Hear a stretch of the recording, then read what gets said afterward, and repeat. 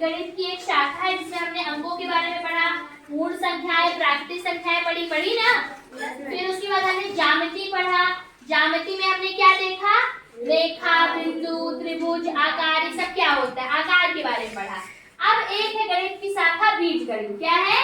बीजगणित। इसमें हम चर और अचर के बारे में पढ़ेंगे। और ये क्या है उससे जानने के पहले आप लोग को एक कहानी सुनना पड़ेगा, ठीक है? चलिए, तो ये कहानी है रानी का जन्मदिन। ठीक है, क्या होता है कि रानी का जन्मदिन रहता है। आप लोग भी जन्मदिन मनाते हैं ना? यस। ठीक है, तो रानी के जन्मदिन में उसकी मम्मी ने बोला कि तुम्हारी जो सहेलियां आएंगी, मैं हर सहेली को 2-2 टॉफी दूंगी। ठीक है, क्या बोला? कितनी टॉफी दूंगी? 2-2। तो तुम अब मुझे ये बताओ कि तुम्हारी कितनी सहेलियां आने वाली है और कितनी टॉफी की जरूरत पड़ेगी। अब रानी ने ये सोचा कि कहीं मेरी सहेलियों को टॉफियां कम ना पड़ जाए और उसे अपनी मम्मी को भी बताना था, तो उसने एक तरकीब लगाई। उसने एक टेबल बनाया, है ना?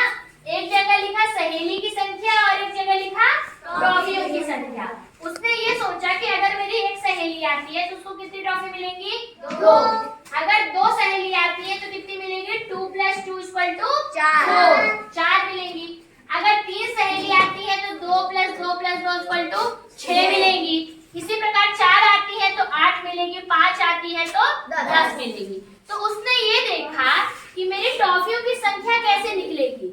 अगर मैं 2 में से गुणा कर दूं अपनी सहेलियों का, है ना, तो कितनी क्या निकल आएगा? टॉफियों की संख्या। तो उसने 2 में गुणा किया n का, और n क्या है? सहेलियों की संख्या। तो हमारा क्या फॉर्मूला बन गया? 2n।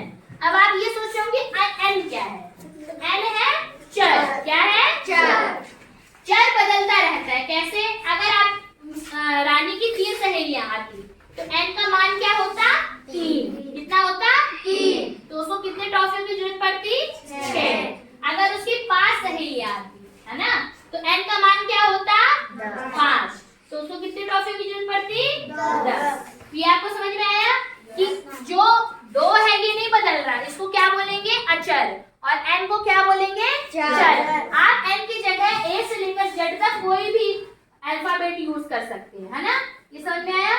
ठीक है, अब हम लेते हैं दूसरा केस, तीलियों का प्रयोग। अच्छा ये बताओ, जैसे हमें अगर त्रिभुज बनाना है ना, त्रिभुज बनाने में हमें एक त्रिभुज को बनाने में कितनी तीलियों की जरूरत पड़ी है? 3। ठीक है, अगर हमें 2 त्रिभुज बनाना है तो हमें कितने तीलियों की जरूरत पड़ेगी? 6। अगर हमें 3 त्रिभुज बनाना है तो कितने की जरूरत पड़ेगी? 9। तो आपने ये देखा कि अगर हमें त्रिभुज की संख्या पता है ना, तो हमें तीलियों की संख्या पता चल जाएगी। तो क्या हम लिखेंगे त्रिलियों की संख्या में? 3 से गुणा करेंगे, कितने त्रिभुज बनना है ना? अगर 5 त्रिभुज बनना है तो कितनी तीलियां की जरूरत पड़ेगी? 15। तो 3 × t या 3 × n, कुछ भी कर सकते हैं। तो मुझे अब लगता है आपको चर और अचर के बारे में कुछ जानकारी हो गई होगी। क्या समझ में आया है? यस। ठीक है, अब मैं आप लोग से कुछ क्वेश्चंस पूछूंगी, आप लोग को ग्रुप बना के चर्चा करना है। तो पहला क्वेश्चन सुनिए, उसके बाद आप ग्रुप बनाएंगे, ठीक है? अगर मैं एक लड़के को 5 पेंसिल देती हूँ, है ना, कितनी पेंसिल देती हूँ? 5। और 5 लड़के हैं, है ना, तो हमें कितनी पेंसिल की जरूरत पड़ेगी? चलो आपस में ग्रुप बनाओ, चर्चा करो, और मैं जिसका नाम पुकारूंगी वही आएगा। अगर मेरा क्वेश्चन ये है कि अगर मैं एक लड़के को 5 पेंसिल देती हूँ और 5 लड़के हैं तो किसकी जरूरत पड़ेगी? चलो, तो मेरा पहला मैं निकालती हूँ, हाँ, पूजा। इस ग्रुप से पूजा खड़े हो, बताओ कितनी पेंसिल की जरूरत पड़ेगी? 25। कैसे किया आपने? हाँ बताओ। गुणा किया, किसका गुणा किसने किया? 5 × 5, क्योंकि 5 थी पेंसिल और लड़के कितने थे? 5, तो कितनी जरूरत पड़ी? 25। ताली बजाओ सब लोग पूजा के लिए। ठीक है, अब मेरा क्वेश्चन ये है कि अगर मैं 4 पेंसिल देती हूँ बच्चों को और बच्चे हैं 10, है ना, 4 दे रही हूँ, 10 बच्चे, तो कितनी पेंसिल जरूरत पड़ेगी? आपस में चर्चा करो। चलो अब मैं बुलाती हूँ किसको? 1 मिनट, अब मैं बुलाती हूँ जितेंद्र को। हाँ जितेंद्र, बताओ। 40। कैसे किया आपने? 10 में किया, है ना। 4 हमारा अचर था और चर क्या था? कितना था? 10। तो कितनी वैल्यू आ गई? 40। ताली बजाओ सभी जितेंद्र के लिए। अब मेरा क्वेश्चन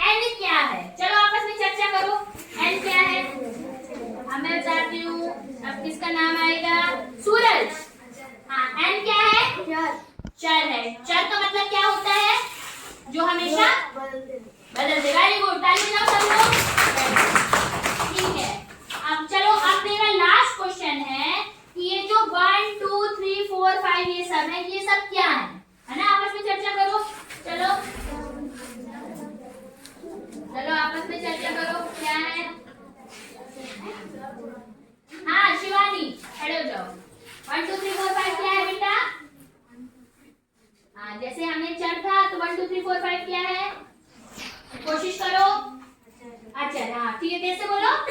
क्योंकि ये हमेशा सेम रहते हैं, नहीं बदलते। ताली बजाओ सब लोग। हाँ, तो आप लोगों ने ये देखा।